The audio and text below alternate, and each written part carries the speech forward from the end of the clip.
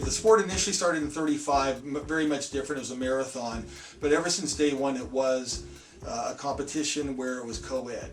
Back then, it was 2 people basically per team, a guy and a girl, and the guy would skate until he was ready to drop, like a marathon, tag off to the girl, and then she would skate, and they would alternate that way. And you can see these old pictures where they'll have the cots on the infield. It was a gigantic track, and they had this huge, kind of like a long elongated map of the country that would light up, and as they skated, it would simulate it lighting up as they're skating across the country.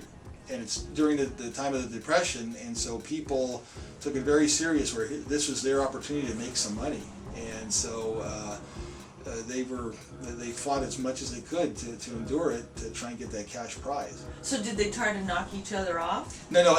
Well, some of that did come into play, and that's what eventually led to it becoming the sport that we're more used to seeing now with the contact, because you realize after a while it gets kind of boring watching these people endlessly skate and skate.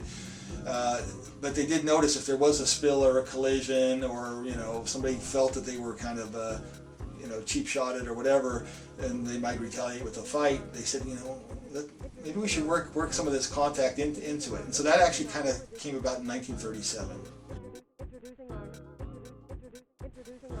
So how much money are we talking about? People who are playing the game or racing or whatever. What kind of money are we talking about? Are we talking about rent money? Are we talking about buying house money or star money, or what money? No, actually, the funny thing was, it was a full-time thing for them. It became, so basically they would live, even when Calvello got into it, they lived in these arenas where they skated at.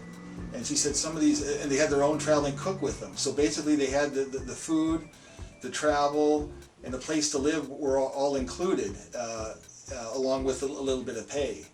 And but the big note, and then sometimes some of them fell in love and they would get married, and they continued to do it. But the big no-no was, obviously they didn't want the girl skater to get pregnant and have a baby, because then she wouldn't be able to skate. So they were very strict about keeping the sexes separate. So even though you're married, you had to stay in a separate area, and you couldn't sleep together at night. But a lot of times she said that the food, the cooks that they had, excellent food, but she said they slept in some really, raunchy, beat up old arenas and armories, and sometimes you'll see the rats running through them, and it's cold, it's winter time, and it wasn't as glamorous as what people thought.